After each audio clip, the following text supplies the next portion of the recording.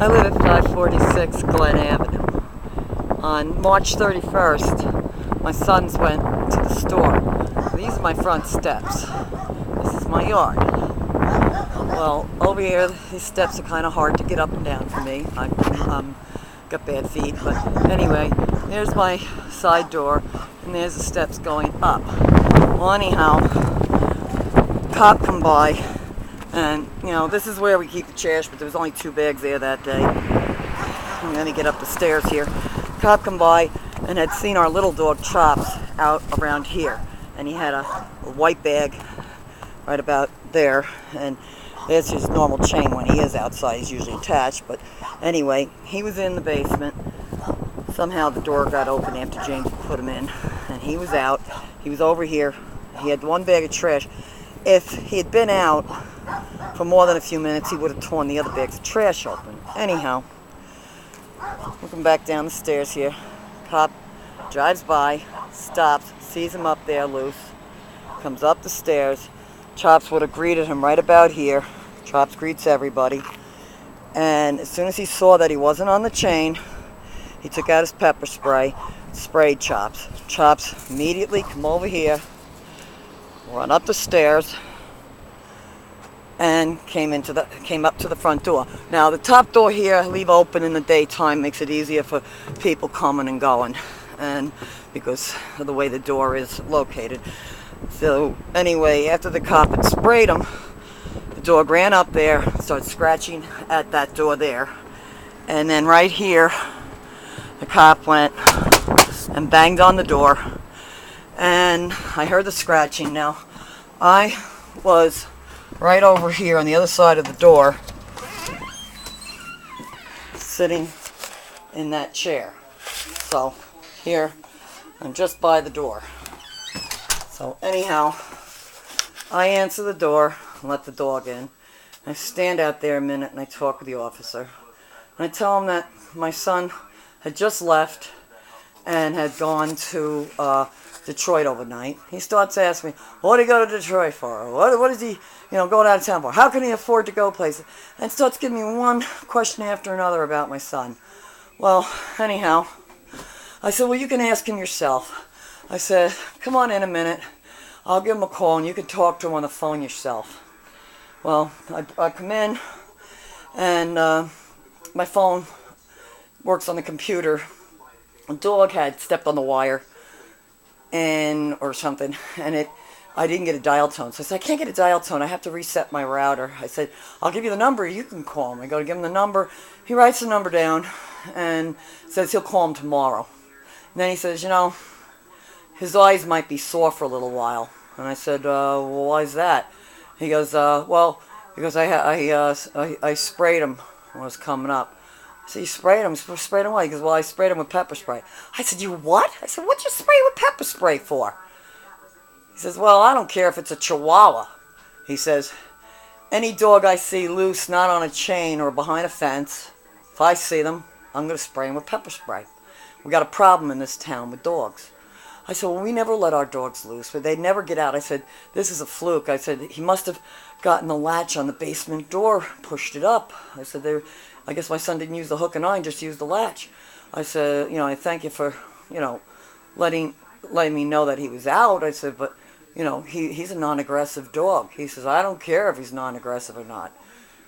I said, well, if you'd beeped your horn, I would have come out, or obviously he would have come up and scratched at the door anyway if he just got out the door.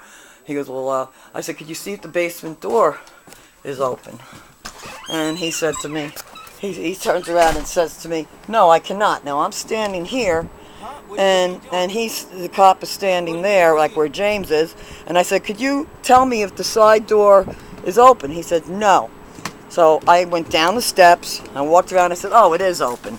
So he turns around, he goes, oh, that door. I said, yeah. I said, that's the only way he could have got out. So anyhow, turn back around, come back in here. I mean, I was barefoot at the time, and it was cold. It was like 40 degrees, and my legs were swollen. I mean, the cops saw that my legs were swollen. I had really bad edema with my congestive heart failure, but he was very antagonistic. He never even identified himself. I didn't even know his name. But anyhow, I come back in the house because I'm cold, and I said, well, you can come in with me. And he says, well, no, if the dog's loose. I said, no, the dog's in the bathroom. So he came in and he stood in here with me. And I tried getting my son and couldn't get him. So he took down the information and he left. He said he'd call my son the next day. I told my son I'll be home in the morning. Well, next day he never called. And a day later he finally calls and talks to my son. And my son says, well, why'd you shoot the dog in the face with a pepper spray for? His eyes were all irritated and everything. Cop says, stuttering and hesitating. He goes, the dog was out in the street, and he was snarling, and he was posing a threat. My son says, wait a minute, no, the dog was never in the street. And the cop says, well, yeah, it was in the street. And my son says, well, can you give me some kind of proof of that? And he says, I can send you a citation, that'll be the proof of that. And then that was the end of the call. Next thing you know, we get the citation.